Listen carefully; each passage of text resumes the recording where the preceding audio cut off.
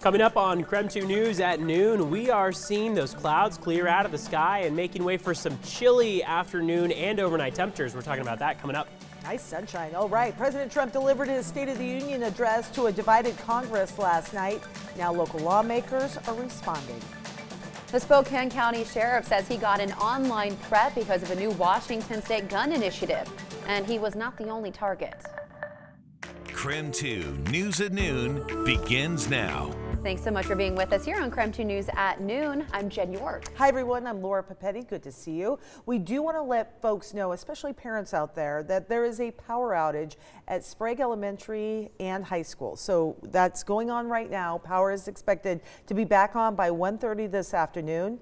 The school says classes are indeed continuing and students are safe. We just really want to let families know out there that the kids are doing just fine, and lunch, the most important part of the day, of course, will be served. And so kids are being taken care of. Very important to note that because it is very chilly. That's this right. morning we were in the single digits for a brief amount of time.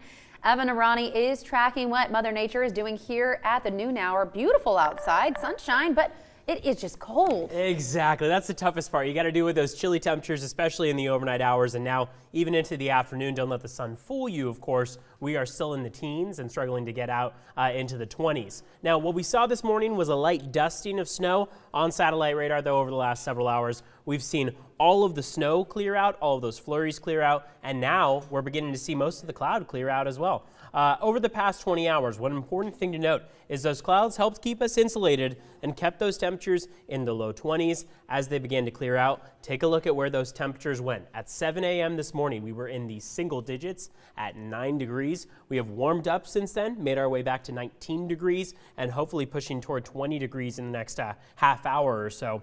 Afternoon high today in Spokane, 25 degrees. Most of the Northwest going to make their way to the mid-20s. Precipitation is not going to be a threat for the rest of the day today or tomorrow, but as Friday inches closer, that is going to be our next chance for potential snowfall. And right now it's going to be a moderate amount of snow at that. We'll be talking about just how much to expect coming up in just a bit. Back to you guys.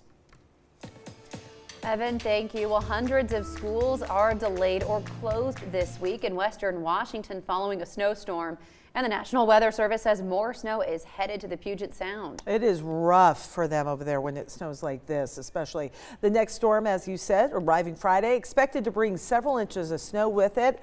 Up to 6 inches or more could fall in some areas. Another system could bring even more snow from Sunday to Monday, but current forecasts only show really a light dusting at that point. So we will certainly keep everyone posted on that as the western portion of the state is struggling. My girlfriends have already texted me saying they plan to do absolutely nothing this weekend besides stay inside and not leave because of that storm. We would never, you know, if we didn't leave when cold and snow, we'd never get out. So I'm always like, meh. We handled it a little bit better. A little bit differently. All right.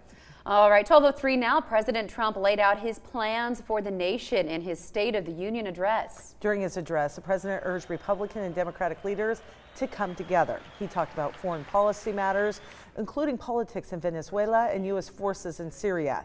He also announced plans for a 2-day summit with North Korea's leader. The president also pressed for funding for a border wall. Lawmakers now have 9 days to strike a deal on border security before another partial government shutdown. So we also want to take a look at how local lawmakers are responding to the president's address. We'll start with Eastern Washington Congresswoman Kathy McMorris Rogers. She commented on the government shutdown, calling for Democratic leaders to be open to negotiations.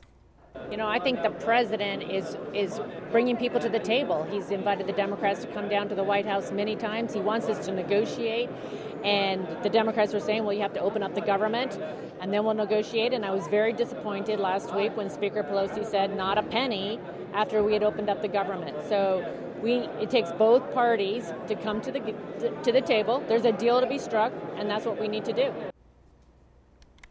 Well, Washington Governor Jay Inslee also responded to the president's address. He said the president governs from crisis to crisis, imperils our nation's standing in the world, endangers our future by denying the threats of climate change, and sells out working people in favor of wealthy special interests. Governor Inslee has said before the next president should be someone who deeply cares about confronting climate change. Idaho Governor Brad Little said, quote, President Trump's positive messages for America resonate with Idahoans. We care deeply about promoting a strong, secure America that expands opportunities for our citizens to prosper in all areas of their lives. The Spokane County Sheriff's Office is investigating an online threat made toward Sheriff Ozzie Knezevich.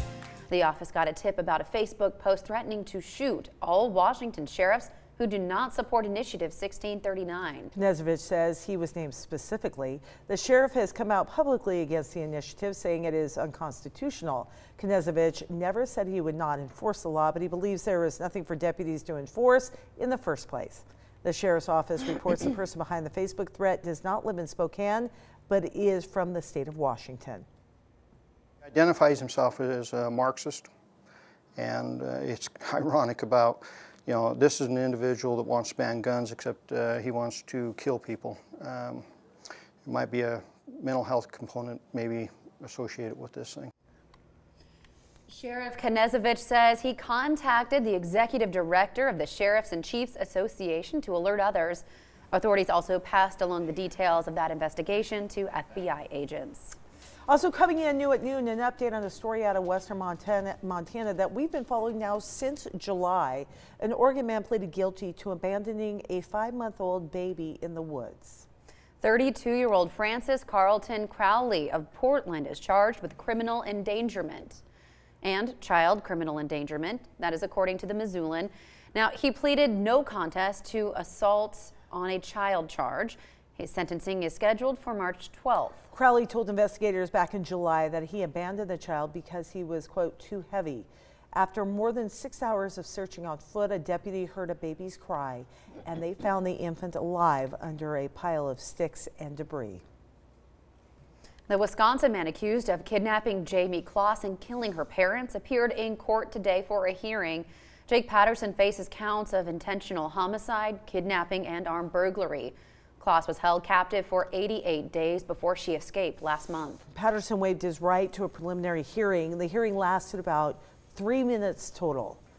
The Kloss and Patterson families both attended that hearing. Patterson's arraignment is scheduled for 1 o'clock in the afternoon on March 27th. That is when he's expected to enter a plea. The last Young and the Restless episode with Christophe St. John aired just before noon on KREM 2. The actor who played Neil Winters died Sunday at his home in Los Angeles. He was 52 years old. The soap opera will broadcast a special tribute to the actor during Friday's show. All right, it is 12:07 right now. And coming up, something I absolutely love. You know, I love to celebrate Valentine's Day, and I love Meals on Wheels. And so we have Meals on Wheels and Molly Dalpay in the kitchen today. She's telling us how to give your sweetheart a surprise on Valentine's Day. At the same time, Molly is eating. She's also helping all of our senior citizens in the community. We have more when we come back.